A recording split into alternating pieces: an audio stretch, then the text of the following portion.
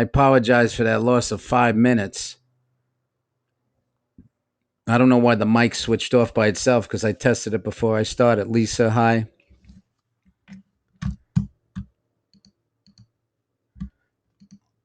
Uh, okay, I got 3 people type back.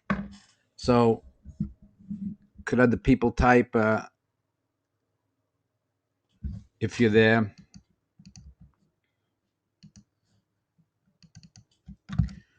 So now my next thing is to type back to you guys so I can see it works both ways. So we have the voice, and now I can't get the typing going. So, but I see you typing. Okay.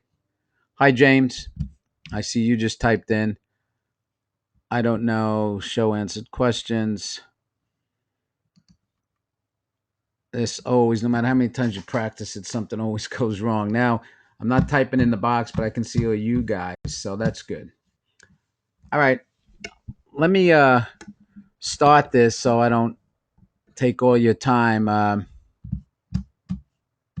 Let me look at the attendees list here. Okay. And I have everybody muted, but I see Mike, Martin, Mateo, Mark, Lisa, James, Fate, Chad. Welcome, Chad. And I just can't see why we can't get in the typing box. But let's go on.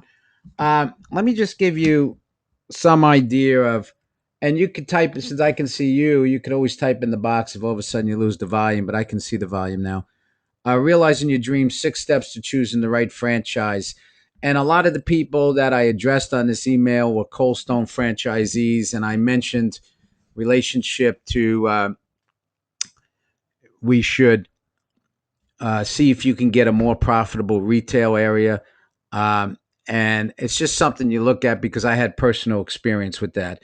I know you couldn't go in the same cold treats area. You have restrictions on your FDD, but maybe you want to go even to another site or maybe an alternate investment site. Because the difference, just so you get my background, um,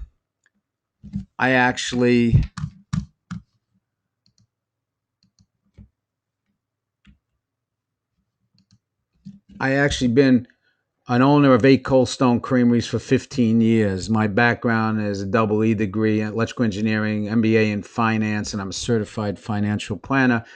26 years self-employed, and some of you, I hope, might have known me from the days of Cold Stone because I just sold my last Cold Stone last July, but I was in it 15 years since 1997. My first franchise was 53 years later. Then I owned number 40. Um, I wrote a book, Buying a Franchise, 24 items you should be aware of before signing. And this has to do with going through an FDD, which a lot of times, including myself, some of us don't look with the detail we should look at the beginning. And then we see clauses in there that we don't even remember we signed for that become appropriate to us down the road. So, um, so I wrote a book in relation to that, and my most of the time of my experience with Cold Stone. Uh, I also public speak on franchising, and I'm a professor of finance at the University of Phoenix in Colorado Technical, and University of Phoenix. I teach online. Just some background. Uh, how important is franchising? Obviously, I'm talking to the choir. A lot of the people on this list already are franchisees in some system, or they, they understand the power of franchising. Franchising has its downfalls at time, but it's the product. I don't know if you read in about 1997. The book's been around a while, called The E-Myth Revisited, and Michael Gerber talks in that in regards to it's not really pushing or talking about one given franchise. He doesn't even say if he's in favor of franchising, but what he does, he talks about businesses in general, and he talks about what franchising gives you. It gives you the power to work on the business as opposed to work in the business. We all somehow in our past might have jumped into business. I know I did, and we used our experience. For instance, he tells a very comical story, and that thread is through the whole 300 pages of the book, but it's such a good business book. Again, E-Myth Revisited by Michael Gerber. And he talks about a woman named Sally who learned how to bake cakes with her grandmother many years ago, and she gets all excited about it, and she just can't wait to get into her own bakery business. Well, if you've seen donut shops and new people who run bakeries, they usually have a bake shift or a baker from like 12 to 3 a.m. or something like that on the midnight shift. So she would get in there and she gets in business, and Sarah is starting to bake cakes all night long. And then all of a sudden, sun rises at 6, 7 o'clock, and now she's starting to get customers, and she thinks she can do them better than her employees. So she's serving customers. Now she's working so many hours, she's only sleeping 8 hours. And sooner or later, what's going to happen? We've all run into this. We hate the business. I mean, I was in the ice cream business, and you get into so many regulations and so many company things. After a while, state, city, federal, and including franchisor, and you start getting into the process of saying, am I really in the ice cream business or whatever business I'm in? So Sarah starts saying she hates the bakery business. So that's what Michael Gerber talks about in his book: working on the business, not in the business. You have a model. That's why franchising is good. Follow that model, hire people. And what I'm trying to talk about in this, when I say a more profitable franchise, I'm kind of geared now towards franchises that have one employee or no employees, which we call the executive model, or manage the manager, or absentee ownership, or semi-absentee ownership, several ways to call the same thing. Um, of course, everybody wants the least amount of hours, least amount of employees, and the most money. Well, that can't always be attained, but what we're talking about is it's a model to work on the business. So franchise businesses generate $1.3 trillion in economic activity. Franchise businesses account for over 11% of the U.S. payrolls. Franchise businesses provide 13.7% of the private sector employment. Now, there's many statistics about franchising, and you can go to the IFA, or the International Franchise Association's website, to get a lot of statistics. But I think there's one you would agree with, and there's one you can probably definitely get your arms around. Every day we go out there and shop, 50 cents of every one of our dollars is probably spent on a franchise. And that's from the CVS to the McDonald's to the Subway to everything in between. And so it's important. Franchises are important. They're a quick way to get your business going. You have the camaraderie of the other franchisees, and you have the model, and you got the validation process, which I always talk about when I'm consulting with franchisees. And again, my service is free because I get paid by the franchisor. So I kind of try to give my 15 years of experience to the people, and I'm trying to, whenever I deal with a candidate, try to tell them, maybe you don't want more employees. Maybe you want a business that's just as profitable with less employees. So how big is franchising? There's over 3,000 different franchise opportunities, over 565,000 franchise owners, over 75 different industries. Okay, I said this was 6 steps to picking your franchise, so we're going to start with step 1. But let's just break it up here a little. Let's talk about a couple questions. And since my service is free, people give webinars sometimes to entice people to do something. They give something free. I can give you my book free at the end. So I want to have people, because I give my services free. I really want you to get in with my consulting service down the road. But in the meantime, I'm going to give you some questions to get some of your, interplay here, and see what you, if you know the answers to these questions. Okay. I had one in a poll, so I didn't see the poll show up. Never mind. I wasn't able to type to you guys. So, let me see if I hit this chat box here, if we can do it. Oh, okay.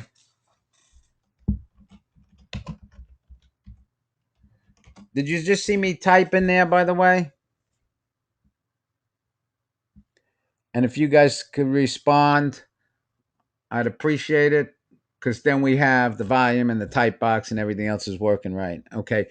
What I want to do is just ask a couple questions, and then whoever gives the answers first, I can keep track of it.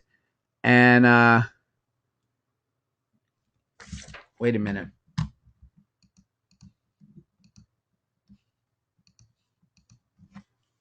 One more time. Just hold in there a second. Do you see this? The question is, and usually if I do a speech, I usually say, um, don't look at your internet, don't look at your smartphones, but you guys are on the computer, so you have access to it all, obviously. So, what is the number one nationality in the world of what is the number one nationality in the world that owns franchises? So just think of all the franchises you've been to, and what do you think is the predominant nationality? What country do most of the people come from that own franchises? Second question is, what is the oldest franchise in the United States? Okay, just want to see who gets at least those two. I actually have four questions. One's really a giveaway, but there's two.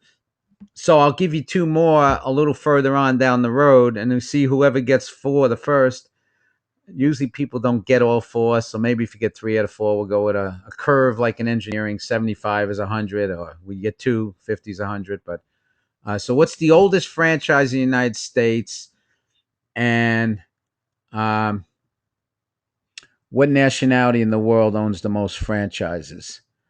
And I see the people here, but I do not see anybody typing back that they did see my request. Can you really type that something that you just heard? My two questions, just type, because uh, I see everybody type before that they could hear me. So can somebody type in the chat box that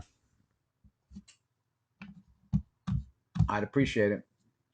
So let's go on with determining your motivations. Why do you want to own a franchise? Why now? How will your life be different? Those are the questions I will ask a candidate.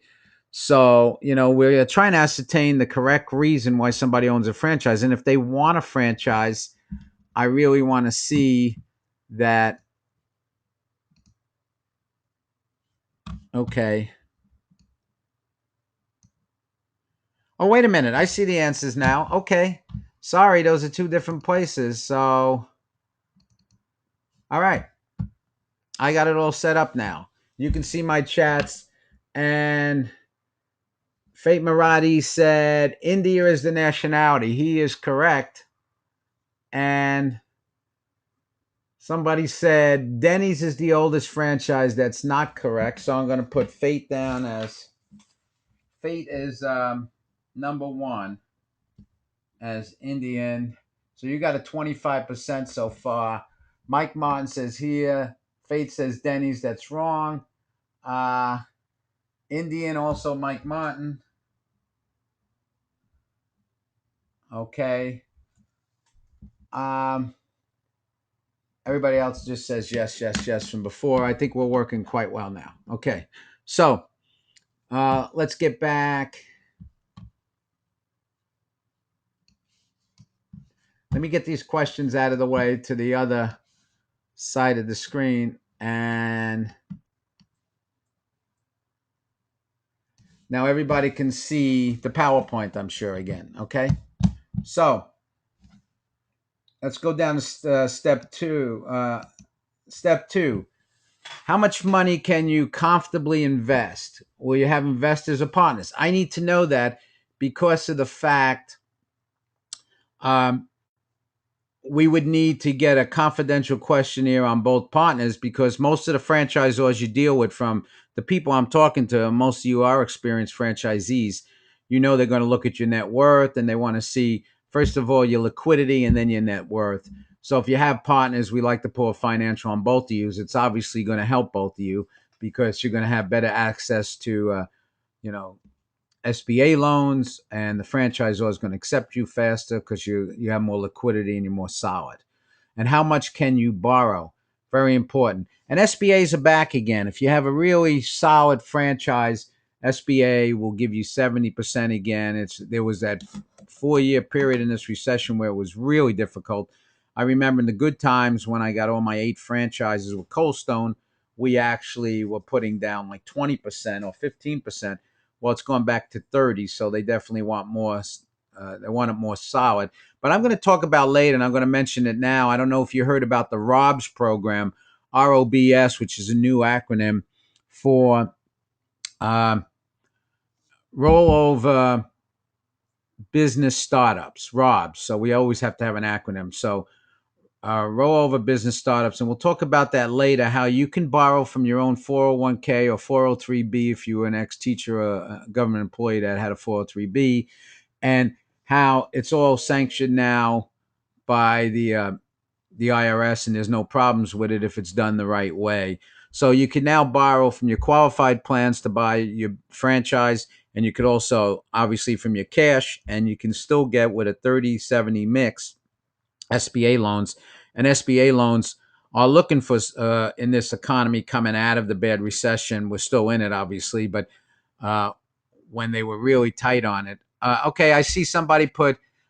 I found the chat window. Good. I found somebody put A&W root beer is the oldest. Not true yet. You're looking for a food franchise. No, I'm not looking for a food franchise. Any franchise. What's the oldest in the United States? So that was Mike Martin's question. So far we have two questions. A couple people got India. Singer sewing machine. There it is, Lisa. That means you're the quickest on Google. Unless you knew that, you can tell me that. But that's good. So Lisa now has the Singer sewing machine, and we're gonna have two more questions. That's the oldest company. They started in 1865, and at the same time they got the patents and they got the first one working. They had a Singer sewing machine. Then Mr. Singer also started a couple selling retail places in different states, so that's considered the first domestic franchise. So sometimes I say it could be the Catholic Church. It started in the 2,000 years ago, started in Rome as the headquarters, and parishes around the world are still sending in their royalties. Well, you can say that about a lot of established churches. But anyway, but stateside and real franchises by business documents and so forth was Singer Sewing Machine. So very good, Lisa. Appreciate it. Um, so let's continue on. We talked about the ROBS. We'll discuss later on again, and how much you can borrow with an SBA loan. So let's go down to the next slide. Determine earning potential. Talk to franchisees. Some franchisors will provide this. Extremely regulated. The regulations is, if you people in my audience here, or if you're not new, I'll tell you, most people who are franchisees, and there are quite a few on this webinar, already have seen a franchise disclosure document. They might have been around a while when it was called the UFOC, Unified Franchising Operating Circular. But today it's called the Franchise Disclosure Document, which is put out by the Federal Trade Commission. And the government puts out a document which is a guideline, so to speak. I'll give you another quick question. The franchise, if you're looking at a franchise disclosure document nowadays when you buy a new franchise, or you looking at a UFOC, an old one, there's 23 items. Every one of them, the government told the franchisor you have to have 23 items in this. That was their, let's say, template for all the franchisors to file in the states that they're going to be selling in. But the federal government, Franchise Trade Commission, has those 23 items. Now, what is the bite of the Federal Trade Commission on this? How many people do you think is on the staff of the Federal Trade Commission to review franchisors' documents? And remember, there's 3,000 minimum franchisors in this country. How many people in the government and the Federal Trade Commission do you think are in charge of checking out franchisors that they do the right thing around the country? Now, on that question, I'll tell you another one. I won't ask this as a question, but there's 19 states out of the 50 that ask you to register documents before you can sell franchises in that state. So 19 out of 30 out of 50. So 31 do not have documents. So in those states used the FTC or the guideline by the Federal Trade Commission. In the states that you got to register your franchise disclosure document, then you use the one after the state approves you. So um, anyway, if anybody can figure out how many people they got reviewing that, that's interesting. You'd be surprised. So anyway, but the thing I'm trying to get a point across here on step 2, talk to franchisees. There's no better validation than the franchisees. You talk to the existing franchisees, and excuse me, I just need a drink here.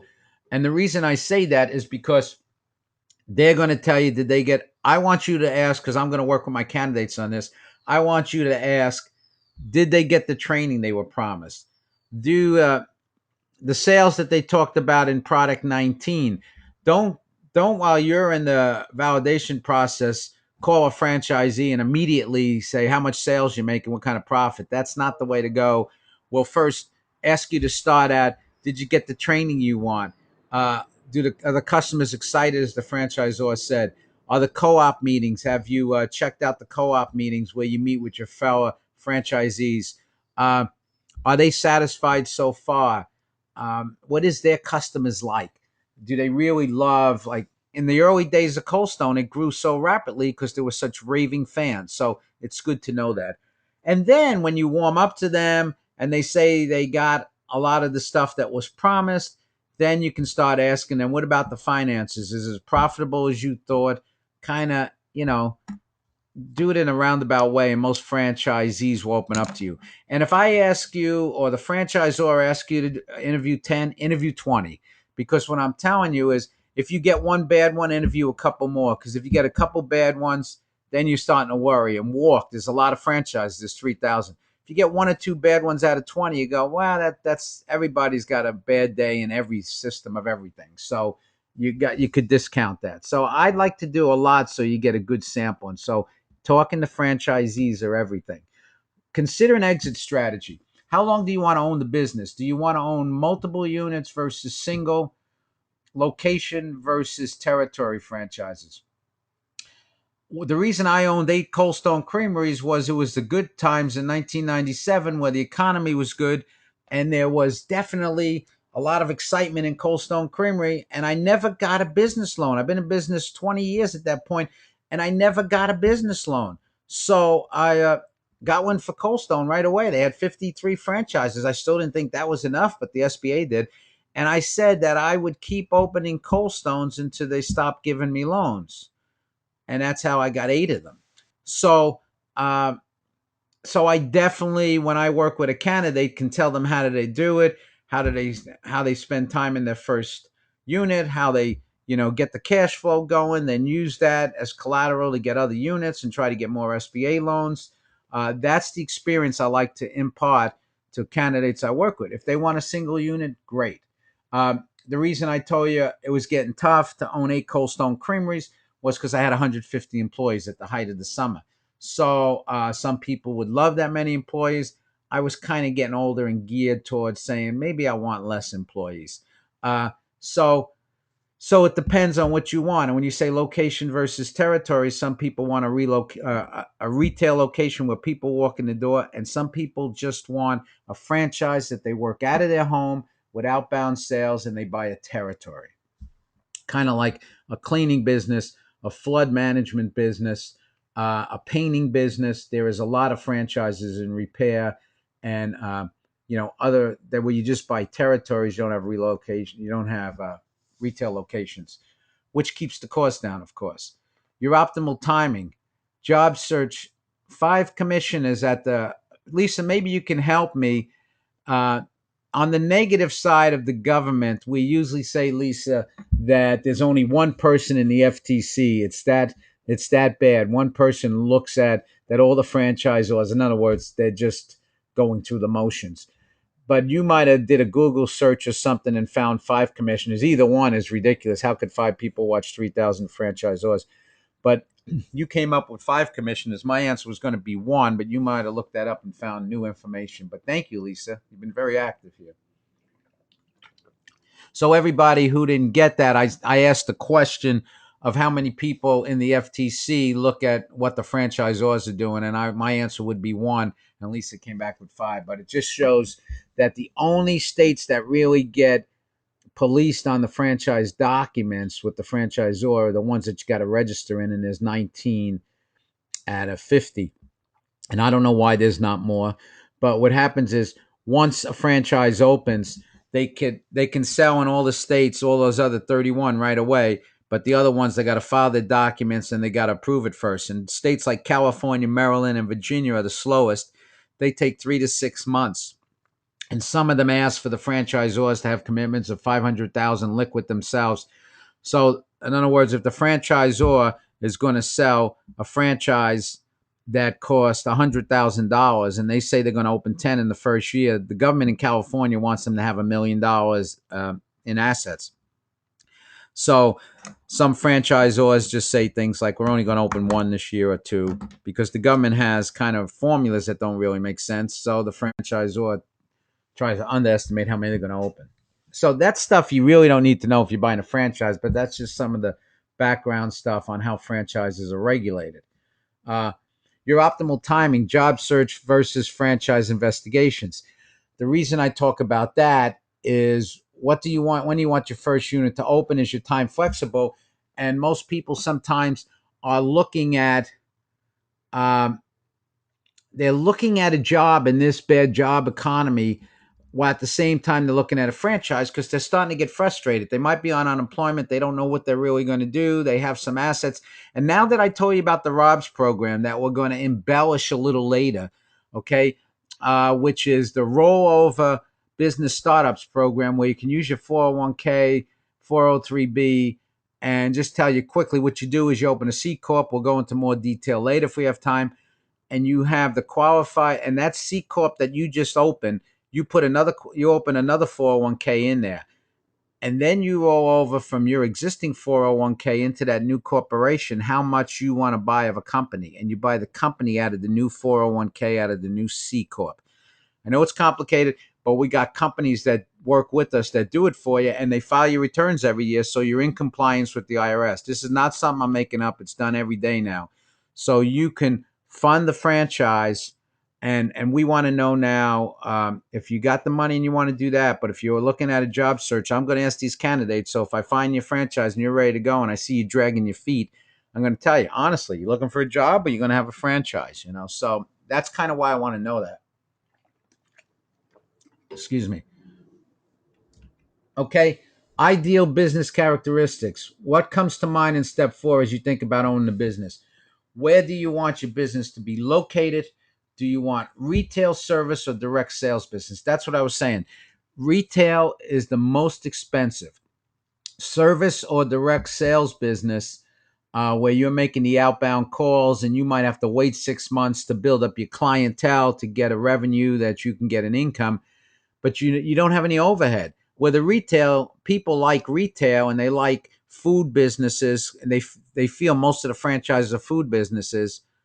Okay, Mike Martin says not hearing anything. Anybody else saying that too? Hello? Mike Martin just said not hearing anything. So, okay. Fate said he's hearing fine. So, Mike, maybe you might have to reboot it, get on again, because my stuff's always moving around here. Now I'm not even seeing my slide bar, but if you say you're hearing me, that's good. Okay. Okay, his microphone must be muted. Now I'm the one who's got the microphone. I got you all muted, but my microphone's not muted. So, um, anyway, so a lot of people like retail. Oh, okay.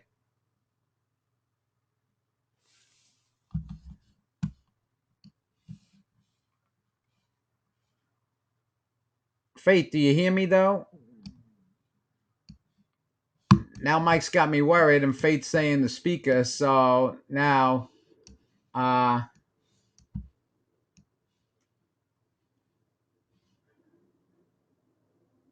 Okay, good. I'm going on. All right. So retail again, the customers come to you, but you got a big overhead. So you make money right away, but you got overhead right away. Okay. Number two, it's outbound sales. You don't have business right away because you're getting on the phone and trying to get it, but you have no overhead. So that's something you got to decide on. So let's go to the next slide. Choosing a business, the executive model. In the meantime, let me tell you why sometimes when you people in retail and you make schedules all the time, I know you have a lot of employees that give you some great excuses and you got to laugh about them sometime. Like I love the one, like I said, when I had 8 Cold Stone Creameries, there was a lot of stories from time to time. And I love the one where people would call in on a Saturday night and say they can't make it because they got a doctor's appointment. Now, how many times in your life have you gotten a doctor's appointment on a Saturday night that wasn't an emergency? And, I traveled to 35 countries in my life and, I only got food poisoning once, but has my audience out there, I'm sure you have at some point in your life had food poisoning. Did you remember where you can't even stand up?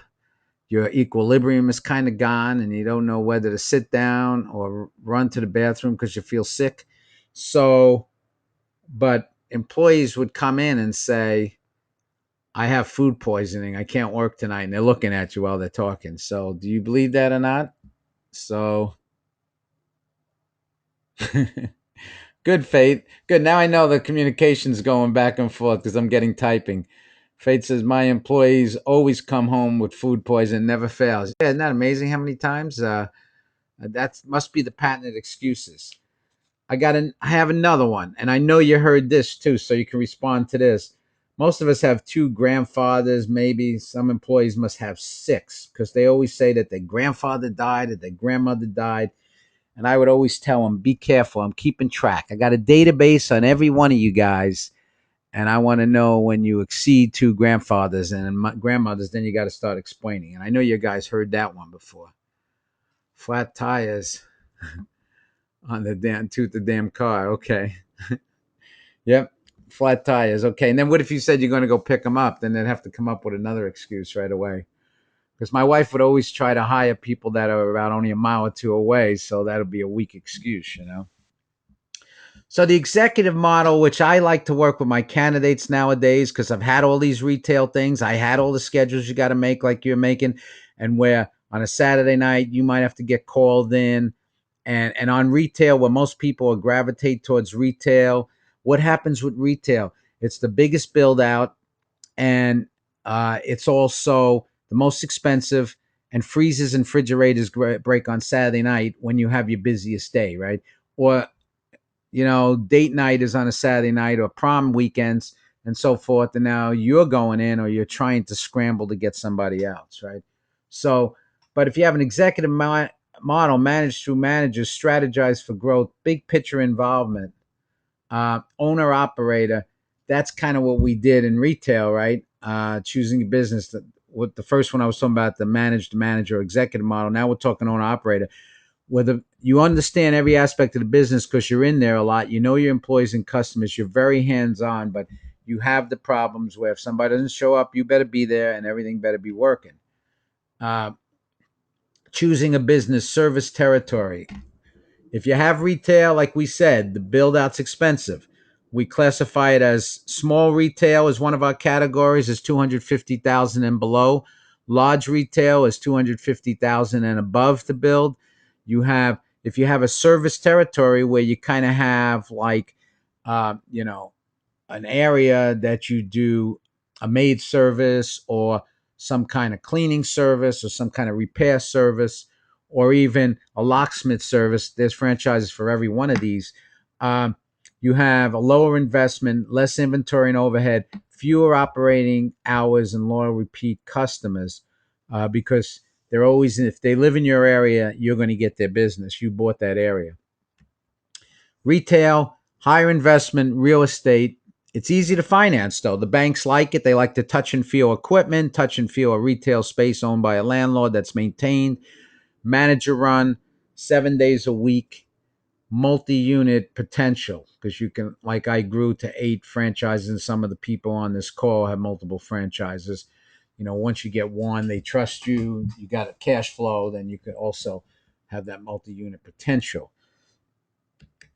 Okay, typical franchises support. We're looking for pre-opening assistance, initial training, site selections, manuals, and newsletters. Newsletters, hopefully from people in your circle, other franchisees in your co-op locally as well as nationally, and it helps you grow your business with different ideas.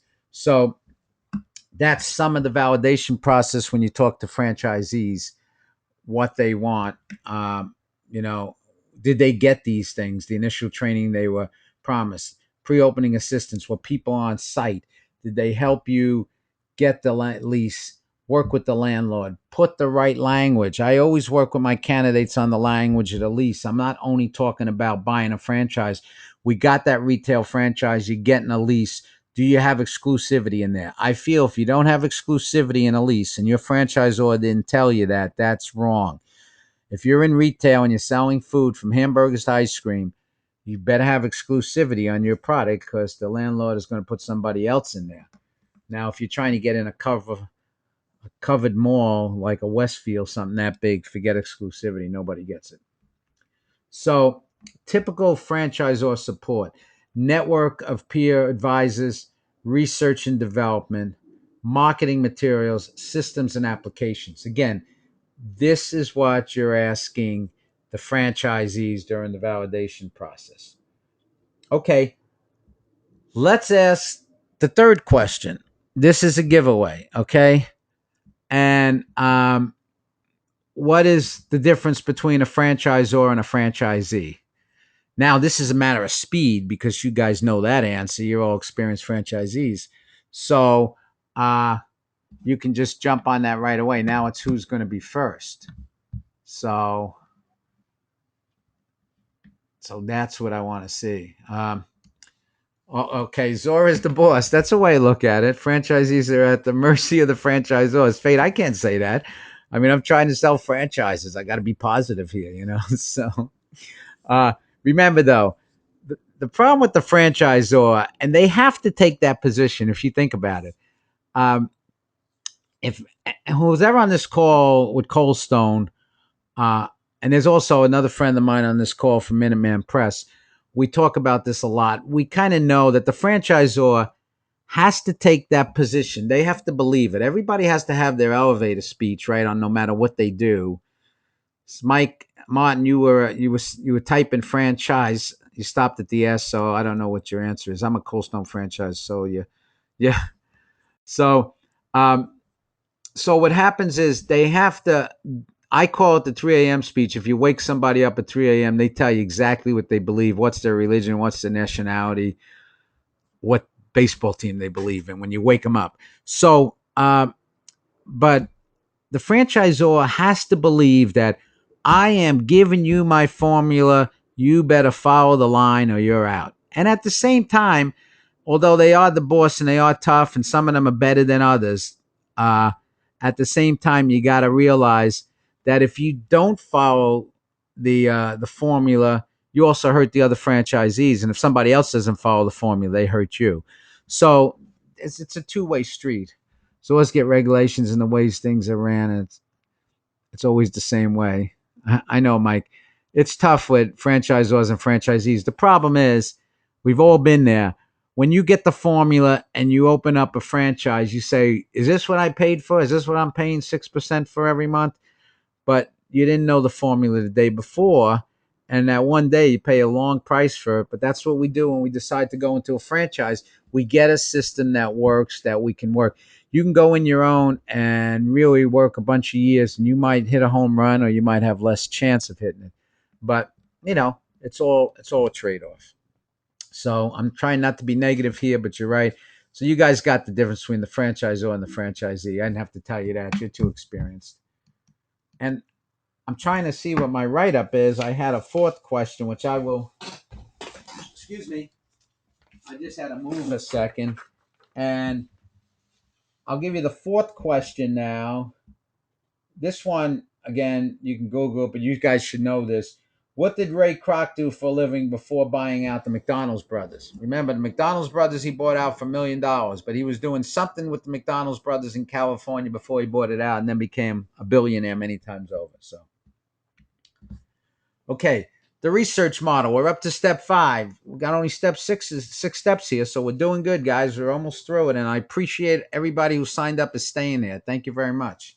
So, the research method, an investigation that will change your life and help you realize your dream. That's when I tell you, validate the franchisees, look through the franchise disclosure document, take it to a franchise lawyer if you want. Uh, but most franchisors will not change much. If you get a brand new franchisor, a new system, you might get a modicum of changes. Let's say you have retail and you say, I really don't like that freezer double door. Cold Stone was like this in the early days. I want a single door. It's a smaller unit. Or I want a double door because I'm going to sell a lot of cakes. Or I like your decor on the wallpaper. Can I change one area because it gets dirty or something like that? But when you start saying, I don't want to pay 8% for 6 months, I don't want to pay, the franchisors have to be very small to accept those kind of financial changes. It's happened, but it doesn't happen when one's established because they're getting, on the other side, their lawyers are telling them, don't give in because it's got to be the same for everybody because now they're going to find out and everybody's going to start making concessions. So remember, you're in business to have a nice little business that works for you and your family. They're in business to sell franchises. So sometimes the two become inversely proportional. So do your investigation, know your territory. Is it a 3-mile circle? Is it a population circle? And hold them to it. That's what your job is. You say, I know Kroc was president of McDonald's before buying them out. Not that I know of. He was doing something with the McDonald's brothers before he even was part of McDonald's. He bought the name and then he made himself president or CEO later, whatever it is. But he wasn't working for McDonald's before he was working for the McDonald brothers. So, man, I thought you guys nailed that one. Okay, so let's go on this step 5 here still. Conduct comprehensive franchise investigations. Initial package, which we were talking about, the franchise disclosure document, tech rep on ships. Okay, Matt. My buddy Matt is killing me because I was a tech rep who lived overseas and fixed computers on ships when that's the engineering side of me. So he's talking about tech rep on Navy ships, right? We know that's not Ray Kroc, and I know Matt knows the answer too, so he's just writing me. So, um, initial package FDD, visit and call existing franchisees. Very important. Again, most important. If you can drive in your area, go see their operations, see what they're doing in the kitchen, see how they're hiring their crews, see how they're working with their crews. Sit outside, count the customers, see how the customers are treated. I mean, yeah, you can talk on the phone, but if you can go see, excuse me, a couple, that's great. Review systems and documentations. Now, they're not going to give you their ops manual or their standard operating procedure manual, but maybe you could ask questions of a franchisor. Can I see the table of contents? Can I see something like that to see how intense it is or how many areas they cover, from uniforms to making the food to pictures? Like sometimes a lot of franchisors have one-page pictures, so even if the person reads it and doesn't get it, they can see the pictures what the cakes look like in Cold Stone, or the ice cream is mixed, or the hamburgers in Five Guys, or what the dress code should be. You got to have a dress code, right? How many piercings somebody can have? Can they have tattoos? On and on. Got to have standards. So even if they won't give you the manual before you sign and pay money, you can at least get to see how intense their operating manual is by the table of contents. These are the things I would work with a candidate and tell them you can do. We're not going to miss anything. Discovery Day, franchisor staff. You want to go to Discovery Day and they want you to go before you sign. Remember, the last stage, item 23 of the franchise disclosure document is going to say you got a 14-day quiet period. Once you meet the franchisor, let's say you meet their rep, you can't sign for 14 days. So they like to meet you in person, see their executives, see their headquarters, the final sale, let's say, that tell them how good their product is. And then you go away, and in 14 days or so, you can sign up. Unless you guys met before, then you start the 14-day clock early. But you should go discovery day to touch and feel what they have for infrastructure on the back end. Answers to your questions. When you get a franchise, remember, are you willing to run a system? What happens if you are a military person that led a lot of people? What happens if you're an executive in a company? Now you're going to be having somebody, the franchisor, telling you what the system is. But then again, you're going in for the advantages of that, to know how a product or how a system or how a marketing system works right from the beginning, and you can go to work tomorrow. So that's kind of what you're trying to do. Do you like dealing with people? Do you have the financial resources? Because sometimes you're going to have seasonality in a business. That is something you can talk to your franchisees about during the validation process. How many months you've had down sales, and how much money did it take per franchise territory or retail location to get through those months? That's the extra cash you should have. You should have that bingo fuel, like a pilot would say, to get through those bad months and go forward. Do you believe in the product or service? Has to be important if you're going to buy that franchise, and you probably do, because there's 3,000 franchises and you're not showing up unless you've seen it, heard about it, and you love it. So I think you already believe in the product. Is there any questions right now since we got the box? Because we're getting really close to the end and I want to start some questions. We're on step 6. We're going to be done pretty soon, and you guys have been really great and you all stayed on. I appreciate it. So now that the chat box is working, I can see all your things. Is there any quick questions?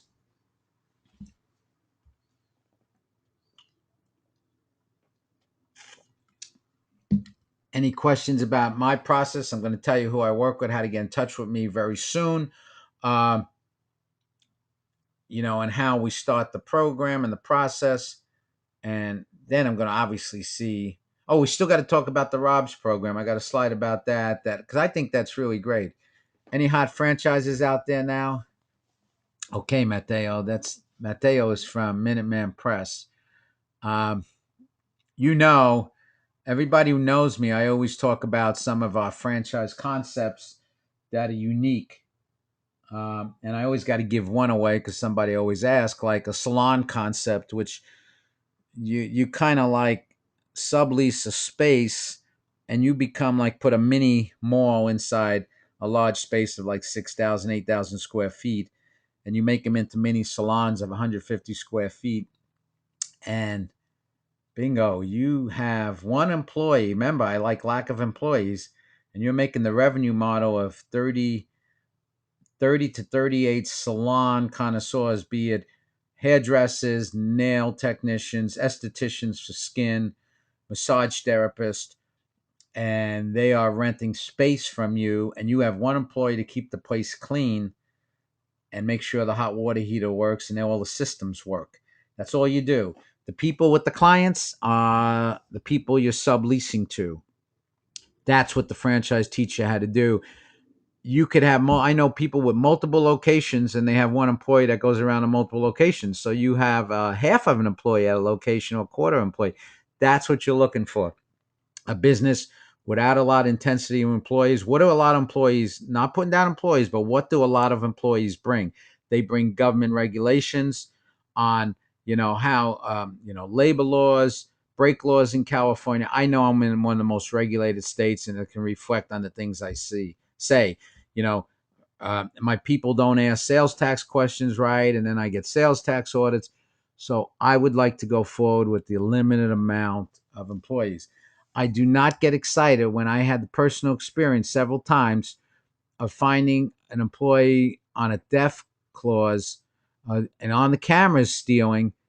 And because it was at one of my sites that I wasn't watching the payroll closely, we fired the person, but we didn't pay him in 24 hours. We paid them 7 days later on the normal payroll cycle. And then what happens? The labor board in California says you owe them 7 days pay, even though you proved they stole. So you got to pay them 7 times for being a crook. So a lot of employees, sometimes a lot of problems. Government is our biggest problem, isn't it true? Not the franchisor, but sometimes the government. So why franchise? Or free service, no hidden cost. That's what I said. I can't even give you a free product on this. If you get the most questions on this, or you sign up at my website, you signed up today before this thing on my database, but you didn't sign up my website yet. We'll give you that in a minute so we can start a consulting process that no hidden cost, doesn't cost you anything because I get paid by the franchisor. You're investing your time. So then I will give you the free book service. So, or I also have a course online that you can go to about, franchising. Uh, Help with narrowing the search. I save you time and effort, and I save you, believe me, I save you thousands of dollars. I've been through it, 15 years, multiple franchises, questions I should have asked. That's what also comes out in my book. Ways to handle state governments, that the right ways. Don't make mistakes with employees. What systems you need put in place. I mean, in California, you tell somebody to take a break, you got to have them sign out for it because they can come back and sue you for 3 years later. Now, that has nothing to do with franchising. That has to do with business in general. And I know there's other states that have the same break laws. So that's kind of stuff when people are starting a business, they're all excited, they're getting it built out. They're lucky they got the capital to go, they're getting through the seasonality, they're getting used to the franchisor, they're all excited. Then there's these other government agencies, Board of Health, Franchise Tax Board. So that's where I'll say, okay, let's take it slowly. Let's go through a list. Let's look at all the stuff. Okay. And again, why franchise? We understand your motivation. There's a question. Will you be able to give us your feedback on certain franchises that I have in? Um,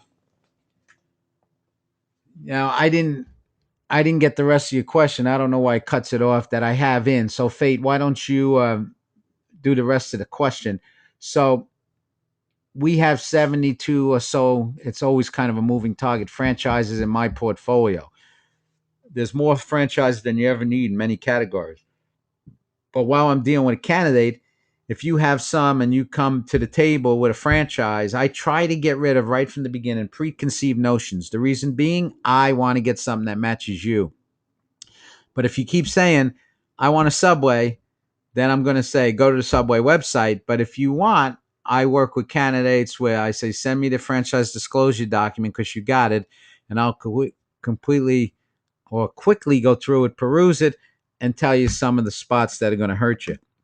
So if that's what you, because your question ended, you said, would you be able to give us your feedback that we are targeting during the consultation? Oh yes, during the consultation process, I'm going to have one of the consultations where I'm going to give you 3 presentations from our consultation. From our consultation, I'm going to have a presentation. It's a whole meeting that tells you 3 franchisors that I think will fit your requirements. And I'd like you to start dealing with that franchisor, validating the franchisees and moving forward. So we talk for several hours. I find out what your hot buttons are, what you want in life. Is it going to be an investment? Is it going to be an active model? Are you going to be an absentee owner? Or are you going to be fully in the business? And what kind of industry fits your requirements? And then we have a presentation for 3. And if you don't like one in there, we can bring in a 4th.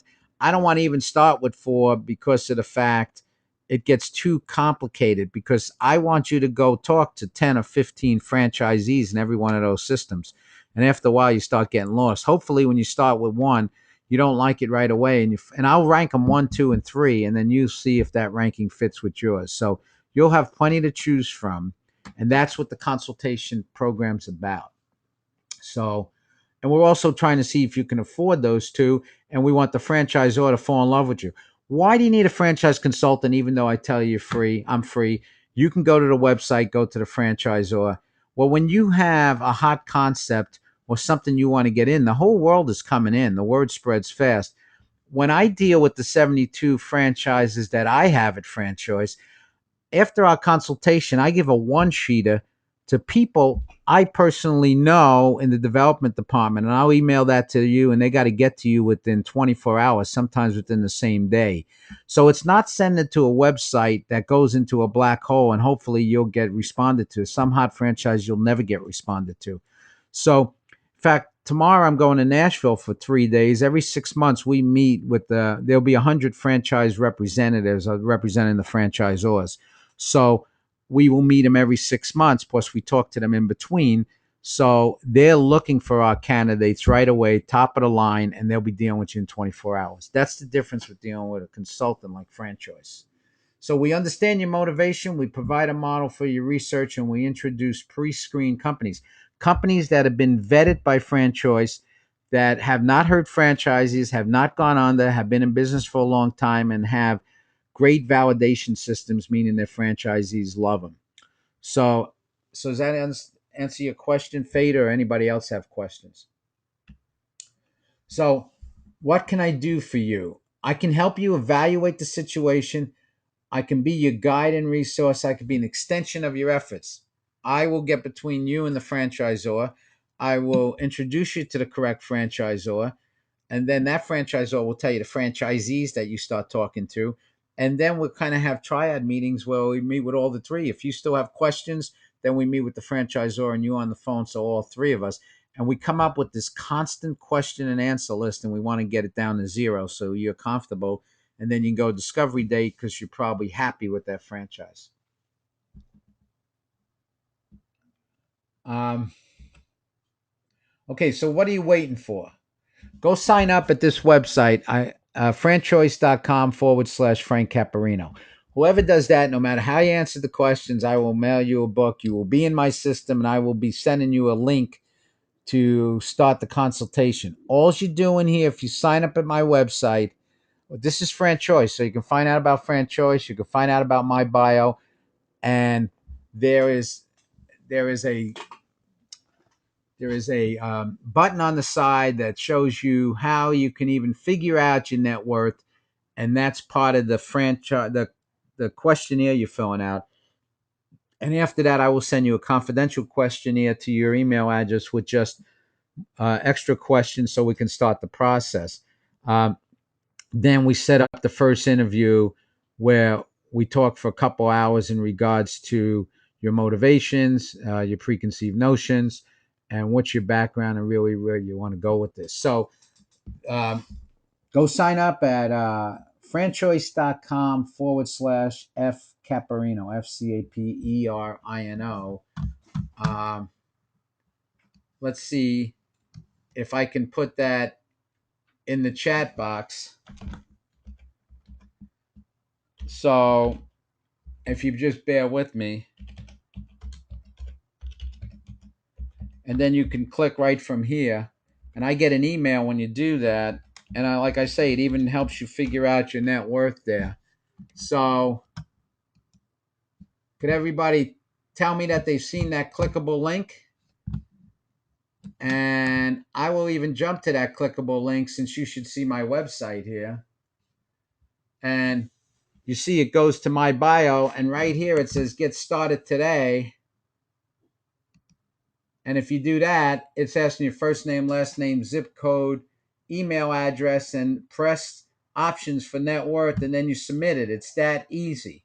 So that's what I really want you to do. And then I'll send you a book for that, and I'll set up an appointment for consultation. And again, you're investing your time, and we're on our way to picking you the correct franchise. So let's get back to now. When I go offline there, I hope that we can still.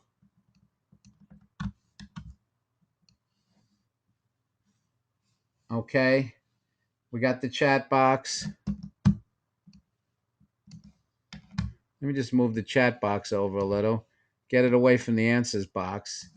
And let's see if we can go right back to, now I can't get my PowerPoint, right? Because I went to a website, right? Let's just finish it. We're at the end anyway, if I can just hold you in there a second. All right, there we are again, okay? Let me move this stuff out of the way. I apologize for some of these technical issues. So, all right, so what are you waiting for? Click my link there. It's in the, everybody sees that in the answer box. You can respond that you've seen that. I'd appreciate it. And you can click from there. So, what can I do for you? I can help you pick the right franchise. We talked about that enough. You want to get the right model. Now, help you also franchise that model, because most people say, well, where am I going to get the money? And that always becomes a problem. So, um, so the ROBS program I talked about, we were going to explain it again. was rollover business startups. And that's where we have companies that work with us that, and I'll definitely explain that and introduce you to those companies where you start another C Corp, and in that C Corp, you start another qualified 401k plan. Then you roll over from your 401k into that new corporation. It has to be a C Corp. And then from that, you fund whatever percentage you want from your business from your 401k money or qualified money or 403b. And then you also put the rest of the money in from either an SBA loan or from your own cash. And what you got to do at the end of the year to keep IRS at arm's length is you have to, when you distribute the profits, you give back equally how much the 401k owns your company and how much you own. If it's 50-50, you give back 50-50. And remember, you're feeding back money to the 401k, which is your own money. Okay. So it helps your investment in this low investment environment, and it also helps you fund a franchise. And that's some of the stuff we'll also talk about. And again, we're at the end. What are you waiting for? Go sign up. It's in the chat box at um, franchoice.com/Frank Caparino. And any questions while we're waiting for you guys to sign up to get your free book, get your free consultation. Let me get rid of this question thing. I have no idea why this question thing is always in the way of my chat box. So I guess I can move this over a little, and then I have room for both. Okay, and I appreciate that almost everybody stayed on. So any questions right now? Has anybody gone to sign up? I haven't heard my email click yet. So if you signed up, I would see it in my email.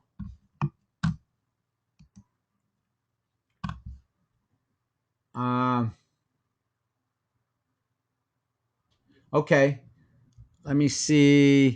You say I'm pretty sure I did. Okay, Mike, let me see. Yes, Fate did. Mikey did. I got it on the email now. And Mikey did twice, I guess. So good. All right. Any other questions that we have here? I gave you the 4 franchise questions. Let me see. Customer support. I don't have to tell you all the customer support. I want to tell you the example of my slowest. This is the shortest day shift manager we've ever had.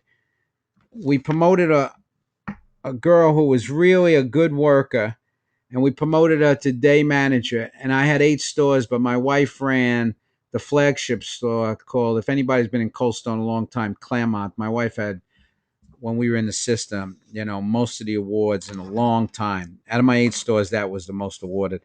So it was called the Claremont store in San Diego. But and my wife, to promote anybody to day shift, the person must have been special. So she promotes the manager. The day shift manager is going to open up and make the ice cream, which Cindy always liked to do. And she gave this responsibility to another employee. So she called me at 12 o'clock. We've been open 1 hour. And she said, I need some cash in the credit business, in the cash box, because we just got 200s we had to change. It's amazing. Anybody here owns a Cold Stone or any retail, even if it's a hamburger, 11 o'clock, people are eating at 12. It's hard to believe, unless you're Starbucks, you're not getting any early stuff. From 11 to 12 in ice cream, you just about get one $3 ice cream.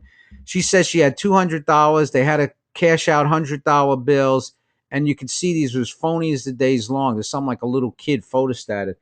2 counterfeit bills. I finally looked at the camera. I could see it was her boyfriend. I said, you better get that money back in here, which is against California law again. California could have said, the money is one object. I can't just fire her. And I just said, you got to get the money back in here. She got her boyfriend back, paid her. We got rid of her.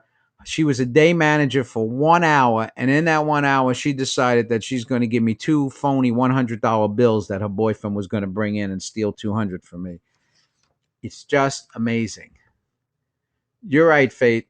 We started doing that too. We said, Nothing over $20, because you're right. In the ice cream business, I always say to people, why should I finance $97 for a $3 expense? If you said it that way to the customer, they might understand it. We're not selling a steak, we're not selling a lobster. We're selling a $3 turn. How am I going to finance 97 if it's fraudulent? I've seen $100 fraudulent American Express, one in 15 years, but I don't even know if they still have American Express travelers checks. You thought you can take them to heaven. There's nothing wrong with them. And I'm telling you, I got a bad American Express check. That's why I don't take anything 50 or 100. So, um, any other questions or stories you guys have? Let me see. Okay, Greg, you signed up too. Thank you very much. And I will be sending you guys an email with a confidential questionnaire, all the people that signed up. And once I get your confidential questionnaire back with an address, I'll mail you a book too, because I need to mail that. I got them sitting here. And I also will give you a coupon to my course on udemy.com, and you can go to that too. And they have a free ebook that can be more immediate. So I can send that first, where you can get the ebook, and it's also on Amazon, but I don't know how to do a coupon on Amazon. I could find out about that, but I'll mail you one. Okay. So I appreciate it. People are still on. Any other questions? I don't want to leave too early. I really appreciate it. I'm sorry about the technical problems at the beginning. We worked it out. You guys had patience and you all stayed. Let me see on this other email that just came in. Oh, that was Greg.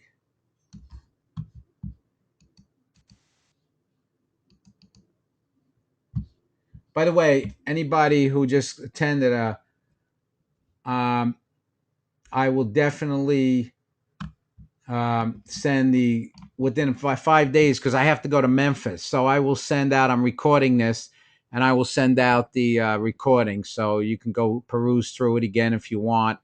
And so let me see.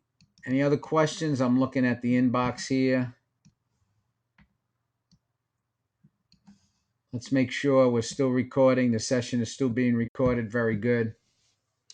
And I will try to cut that beginning part off where we screwed up, so you don't have to listen to that on the pre-recording. So that's what takes a little extra time too. Okay. No questions. I'm not going to hold you on the line. Thank you very much, everybody. We'll talk to you later.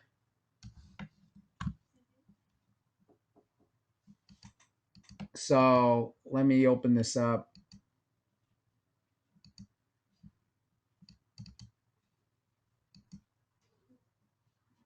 Okay. Bye, everybody. Thank you very much. Appreciate it.